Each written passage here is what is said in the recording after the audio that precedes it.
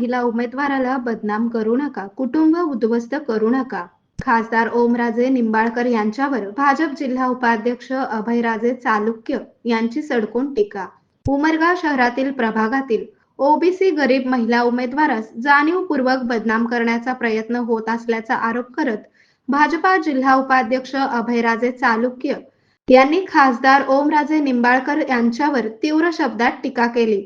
विनाकारण कुणीतरी ते खासदारांना इथून खोटी माहिती देते, त्याच्या आधारे ते पत्र देते कलेक्टरांना आणि एसपींना.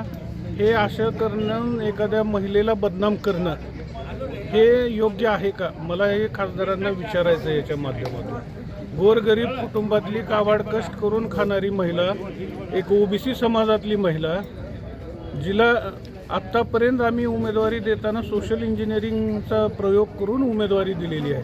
आम्ही त्यांची पार्श्वभूमी काय आहे काय नाही हे न बघता एक इथं ह्या प्रभागात लोकांचे अडचणी आणि प्रश्न सोडवणारी महिला म्हणून त्यांना उमेदवारी इथून दिलेली आहे. जनतेने तुम्हाला सर्वसामान्य ओबीसी महिला उमेदवाराला हसीना पारकर अशी उपमा देण्यासाठी निवडून दिले नाही, असे त्यांनी ठामपणे सांगितले.